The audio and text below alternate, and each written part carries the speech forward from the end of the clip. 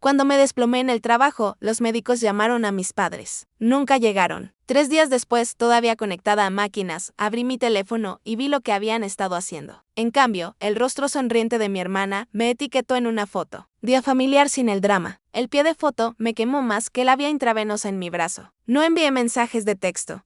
No lloré, solo observé cómo subían los me gusta, preguntándome cuándo la familia dejó de significar amor y empezó a significar una actuación. Luego, 4 días después, aparecieron 74 llamadas perdidas en mi pantalla.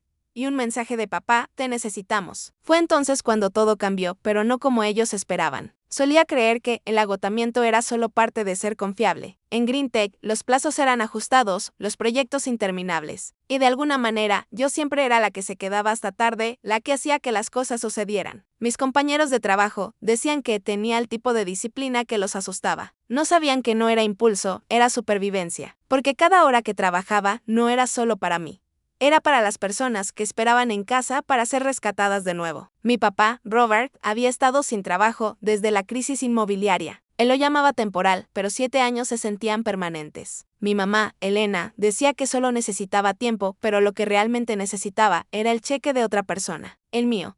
Mi hermana Marisa, la influencer de nuestra familia, siempre estaba lanzando algo nuevo. Una marca de bienestar, un podcast, una línea de velas. Cada una fallaba más rápido que la anterior. Mi apoyo a menudo llegaba a través de transferencias rápidas etiquetadas como ayuda o solo este mes. Y Peyton, la más joven, todavía en la escuela de diseño, le gustaba hacerse la pacificadora. Nunca discutía, simplemente pedía prestado en silencio y olvidaba ruidosamente. Desde afuera, parecíamos perfectos. Una familia sonriente y fotos de vacaciones, todos con suéteres a juego y risas falsas. En línea, Marisa nos llamaba la prueba de los Miller de que el amor lo es todo. Publicó eso justo después de que yo pagara el seguro del auto de mamá y cubriera el cargo por mora de la hipoteca. Aparentemente, el amor tenía un saldo pendiente. El abuelo yo fue el único que siempre lo vio todo. Había sido contable de un bufete de abogados durante 40 años y podía leer a las personas como hojas de cálculo. No se puede auditar el amor, me dijo una vez. Pero sabrás cuando los números dejan de cuadrar. Me advirtió suavemente que mis padres habían empezado a verme como el plan de respaldo. No quería creerle. Me criaron para pensar que la lealtad lo arreglaba todo. Así que seguí arreglando. Pagué lo que no debía, sonreí cuando no debía. La verdad es que tenía miedo de parar. Miedo de que, si alguna vez decía que no, finalmente me mostrarían lo que el amor valía realmente. La noche antes de desplomarme, todavía estaba en la oficina a las 10 p.m., mirando planos en los que ni siquiera podía concentrarme. Mi pecho se había estado apretando durante semanas.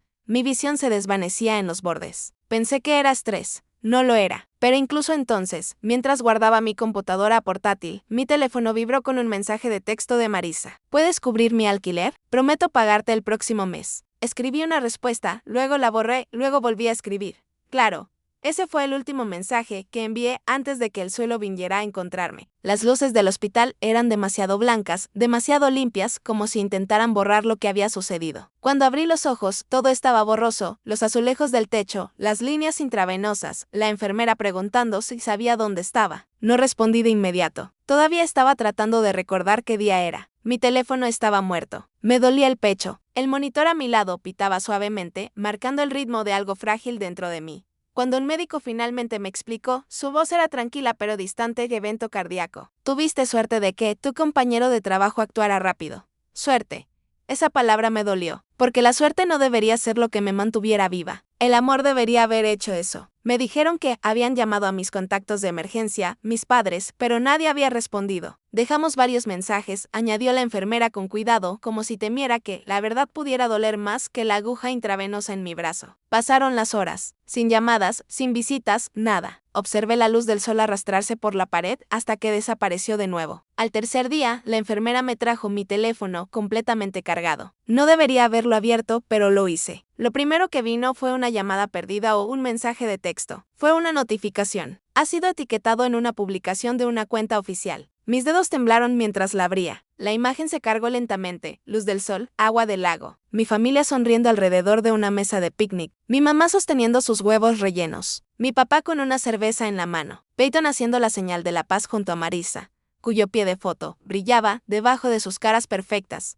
Día familiar sin el drama. Por un momento, no pude respirar. El pitido del monitor se disparó a juego con mi pulso. La ironía era casi poética. Me habían borrado mientras pretendían celebrar a la familia. y se suma en sus rostros, sonrientes, relajados, despreocupados. Nadie parecía culpable. Nadie parecía que me extrañara. Una enfermera pasó y preguntó si necesitaba algo. Dije, no, creo que ya he tenido suficiente. No comenté, no llamé, ni siquiera envié un mensaje de texto. Solo miré hasta que el teléfono se atenuó y mi reflejo me devolvió la mirada, pálida, cansada, pero de repente tranquila. Ese tipo de calma que no viene de la paz, viene de la claridad. Al cuarto día, comencé a caminar de nuevo, lenta e inestable, arrastrando el poste intravenoso como una segunda sombra. El médico dijo que la recuperación llevaría semanas. No sabía que, no solo mi corazón necesitaría curación. Luego, una mañana, mi teléfono vibró sin parar. 74 llamadas perdidas. Un mensaje de texto de papá. Te necesitamos. Responde inmediatamente. No.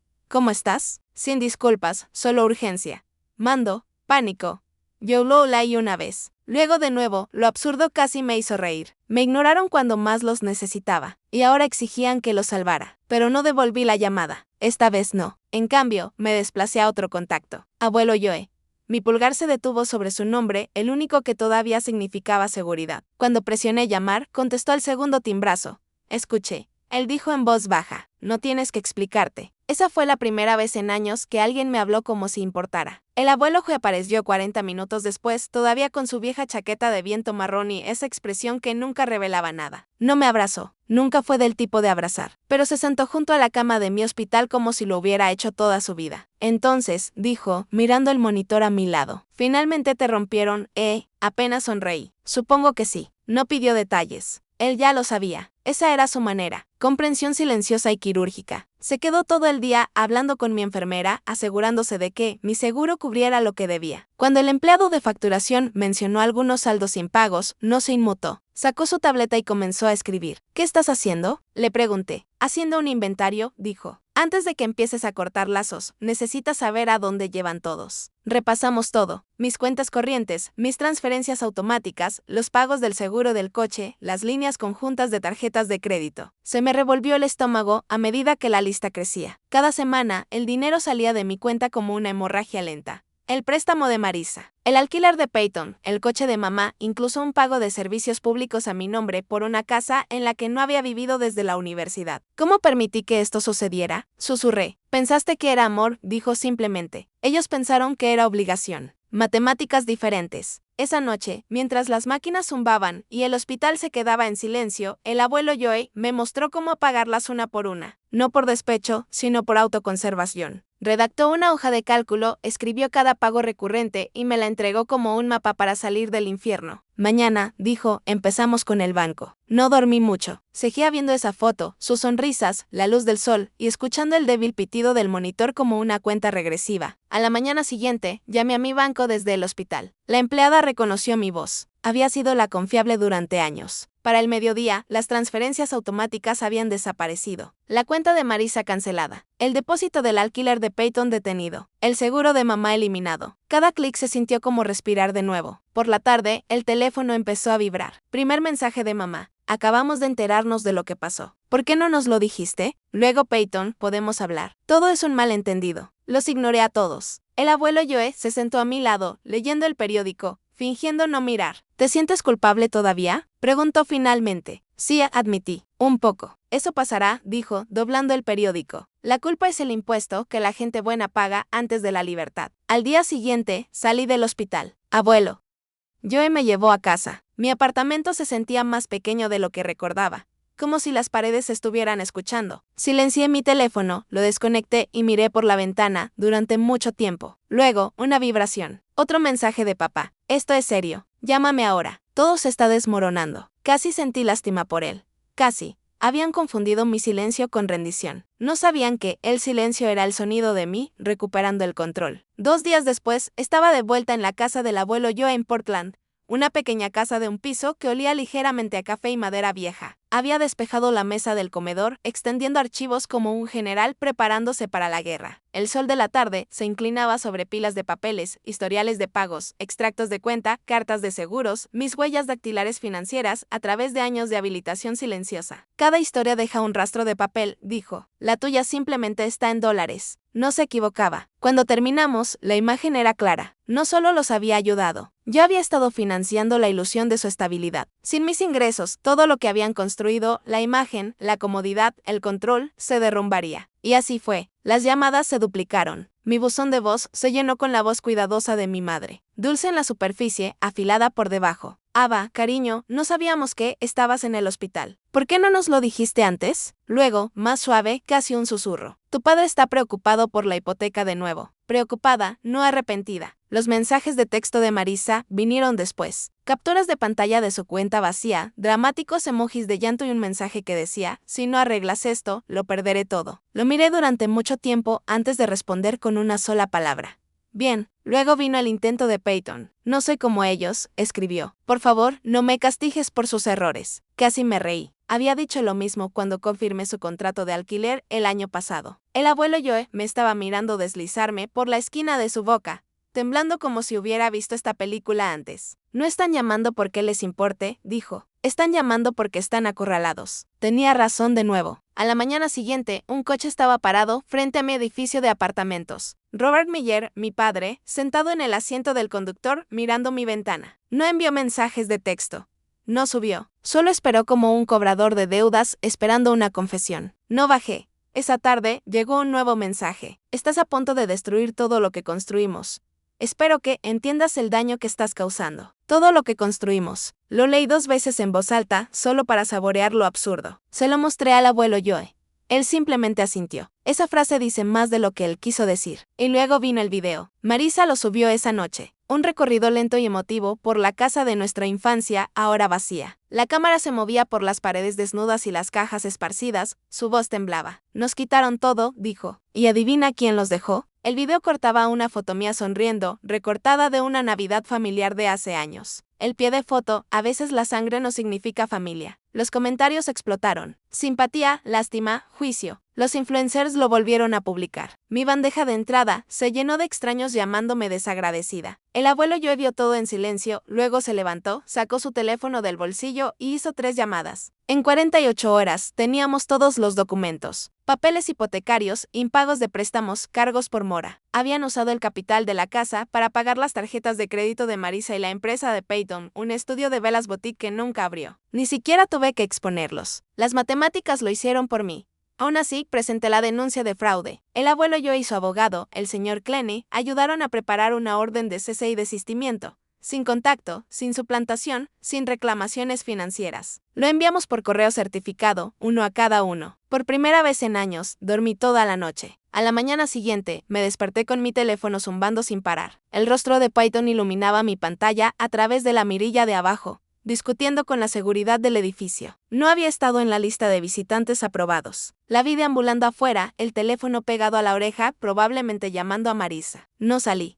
Más tarde, el abuelo Joe apareció de nuevo, sosteniendo un grueso sobre de Manila. Han hecho algo estúpido, dijo. Dentro había correos electrónicos impresos intercambiados entre mis padres y un pequeño bufete de abogados. Escaneé el texto una vez, luego 2 veces. Estaban investigando una tutela legal sobre mí, leí el encabezado en voz alta. Petición de emergencia para tutela temporal. El abuelo Joe suspiró. Ya intentaron esto con tu tío hace años. Tampoco funcionó entonces. Pero esta vez podría haberlo hecho si yo no hubiera movido ya todo bajo el fideicomiso que él había creado. Si mi médico no hubiera escrito declaraciones verificando mi estabilidad. Si mi departamento de recursos humanos no hubiera enviado la confirmación de que estaba de baja médica, no despedida. Para cuando presentaron nuestro papeleo preventivo, ya habían llegado al juzgado. Su moción fue denegada en el acto. Aún así, no se detuvieron. Marisa volvió a publicar, esta vez llorando. Su rímel corría por sus mejillas mientras hablaba a la cámara. La enfermedad mental no siempre se ve como esperas. Dijo, a veces, las personas que amas te alejan. Solo estamos tratando de ayudarla antes de que sea demasiado tarde. Sus seguidores inundaron los comentarios con simpatía. Rezo por Ava comenzó a ser tendencia, pero las redes sociales tienen poca memoria y un fusible aún más corto. Alguien encontró su antigua publicación de día familiar sin drama y la unió a su video de llanto. ¿Dónde estaba esa preocupación cuando estaba en el hospital? Decía el pie de foto. La marea cambió de la noche a la mañana. Aparecieron capturas de pantalla, los acuerdos de marca de Marisa, sus publicaciones patrocinadas durante la semana que estuve hospitalizada, sus tweets burlándose de hermanos tóxicos. La página de Etsy de Peyton fue bombardeada con comentarios. Los clientes de corretaje de mi padre se retiraron. Incluso el Facebook de mi madre se llenó de extraños exigiendo respuestas. Para el viernes, el imperio en línea de la familia se había derrumbado más rápido que sus finanzas. El abuelo Joe me entregó su taza de café. No tuviste que mover un dedo, dijo. La verdad se encargó de sí misma. Esa noche llegó un solo mensaje de texto de mi madre. Por favor, podemos hablar. Lo miré durante mucho tiempo con el pulgar sobre el teclado. Luego bloqueé la pantalla y la puse boca abajo. Al otro lado de la habitación, el abuelo Joe estaba leyendo. ¿Estás bien?, preguntó. Sí, dije en voz baja. Simplemente he terminado. Pero ellos no lo estaban. A la mañana siguiente, un mensajero entregó otro sobre. Este no era de su abogado. Era de mi propio padre. Un testamento escrito a mano. Lo había reescrito la semana después de que la tutela fracasara. Con letra temblorosa, decía, en caso de mi muerte, todos los bienes irán a la familia restante que mantenga la unidad. Ava es desheredada hasta que se reconcilie. No pude evitar reír. Era la misma manipulación, solo que envuelta en tinta formal. Se lo mostré al abuelo Joe. Todavía creen que quiero algo.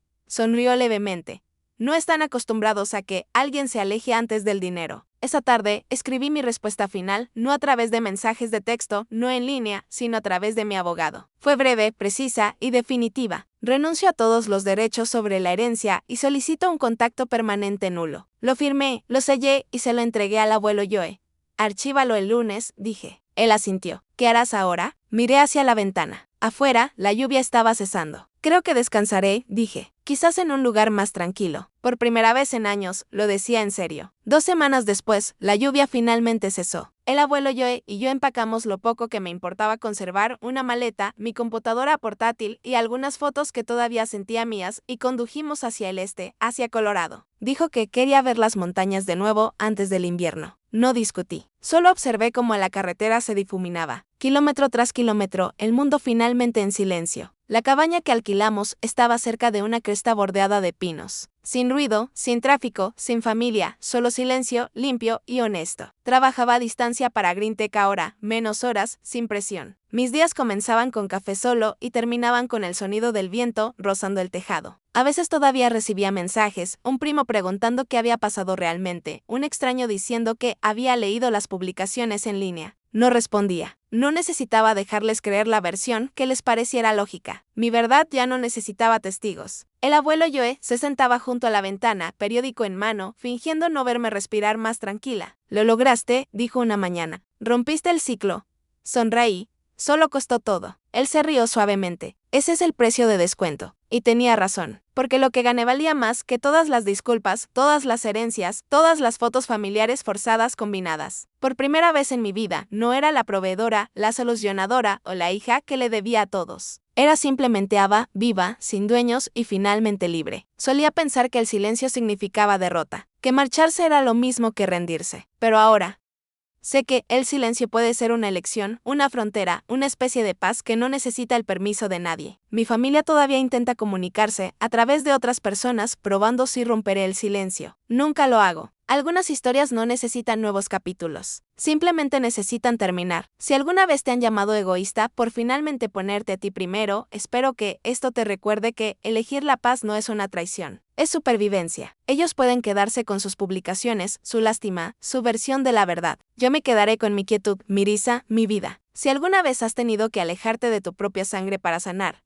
comparte tu historia a continuación, cuenta vacía, dramáticos emojis de llanto y un mensaje que decía, si no arreglas esto, lo perderé todo. Lo miré fijamente durante mucho tiempo antes de responder con una sola palabra.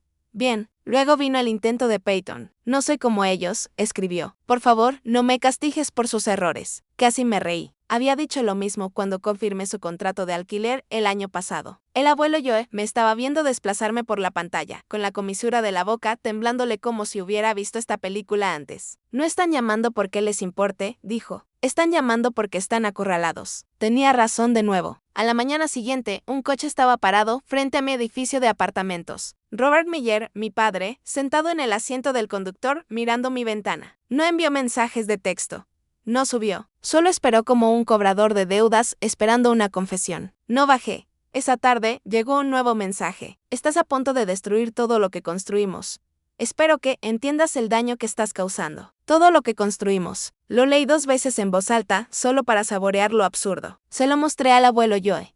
Él simplemente asintió. Esa frase dice más de lo que él quiso decir. Y luego vino el video. Marisa lo subió esa noche. Un recorrido lento y emotivo por la casa de nuestra infancia, ahora vacía. La cámara se movía por las paredes desnudas y las cajas esparcidas, su voz temblaba. Nos quitaron todo, dijo. ¿Y adivina quién los dejó? El video cortaba una foto mía sonriendo, recortada de una Navidad familiar de hace años. El pie de foto, a veces la sangre no significa familia. Los comentarios explotaron. Simpatía, lástima, juicio. Los influencers lo volvieron a publicar. Mi bandeja de entrada se llenó de extraños llamándome desagradecida. El abuelo Joe vio todo en silencio, luego se levantó, sacó su teléfono del bolsillo y hizo 3 llamadas. En 48 horas teníamos todos los documentos. Papeles hipotecarios, impagos de préstamos, cargos por mora. Habían usado el capital de la casa para pagar las tarjetas de crédito de Marisa y la empresa de Peyton, un estudio de velas boutique que nunca abrió. Ni siquiera tuve que exponerlos. Las matemáticas lo hicieron por mí.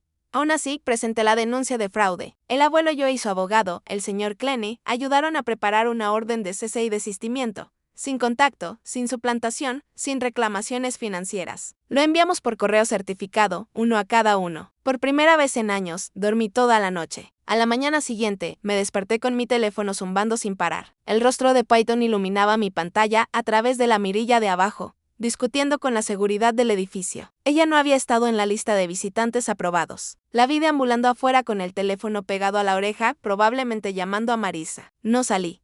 Más tarde, el abuelo Joe apareció de nuevo, sosteniendo un grueso sobre de Manila. Han hecho algo estúpido, dijo. Dentro había correos electrónicos impresos intercambiados entre mis padres y un pequeño bufete de abogados. Escaneé el texto una vez, luego 2 veces. Estaban investigando una tutela legal sobre mí, leí el encabezado en voz alta. Petición de emergencia para tutela temporal. El abuelo Joe suspiró. Ya intentaron esto antes con tu tío hace años. Tampoco funcionó entonces. Pero esta vez podría haberlo hecho si yo no hubiera movido ya todo bajo el fideicomiso que él había creado. Si mi médico no hubiera escrito declaraciones verificando mi estabilidad. Si mi departamento de recursos humanos no hubiera enviado la confirmación de que estaba de baja médica, no despedida. Para cuando presentaron nuestro papeleo preventivo, ya habíamos llegado al juzgado. Su moción fue denegada en el acto. Aún así, no se detuvieron. Marisa volvió a publicar, esta vez entre lágrimas. Su rímel corría por sus mejillas mientras hablaba a la cámara. La enfermedad mental no siempre se ve como esperas. Dijo, a veces, las personas que amas te alejan. Solo estamos tratando de ayudarla antes de que sea demasiado tarde. Sus seguidores inundaron los comentarios con simpatía. Rezo por Ava comenzó a ser tendencia, pero las redes sociales tienen poca memoria y un fusible aún más corto. Alguien encontró su antigua publicación de día familiar sin drama y la unió a su video de llanto. ¿Dónde estaba esa preocupación cuando ella estaba en el hospital? Decía el pie de foto. La marea cambió de la noche a la mañana. Aparecieron capturas de pantalla, los acuerdos de marca de Marisa, sus publicaciones patrocinadas durante la semana que estuve hospitalizada, sus tweets burlándose de hermanos tóxicos. La página de Etsy de Peyton fue bombardeada con comentarios. Los clientes de corretaje de mi padre se retiraron. Incluso el Facebook de mi madre se llenó de extraños exigiendo respuestas. Para el viernes, el imperio en línea de la familia se había derrumbado más rápido que sus finanzas. El abuelo Joe me entregó su taza de café. No tuviste que mover un dedo, dijo. La verdad se encargó de sí misma. Esa noche, un solo mensaje de texto llegó de mi madre. Por favor, podemos hablar. Lo miré durante mucho tiempo con el pulgar sobre el teclado. Luego bloqueé la pantalla y la puse boca abajo. Al otro lado de la habitación, el abuelo Joe estaba leyendo. ¿Estás bien?, preguntó. Sí, dije en voz baja. Simplemente he terminado. Pero ellos no lo estaban. A la mañana siguiente, un mensajero entregó otro sobre. Este no era de su abogado. Era de mi propio padre. Un testamento escrito a mano. Lo había reescrito la semana después de que la tutela fracasara. Con letra temblorosa, decía, en caso de mi muerte, todos los bienes irán a la familia restante que mantenga la unidad. Ava es desheredada hasta que se reconcilie. No pude evitar reír. Era la misma manipulación, solo que envuelta en tinta formal. Se lo mostré al abuelo Joe. Todavía creen que quiero algo.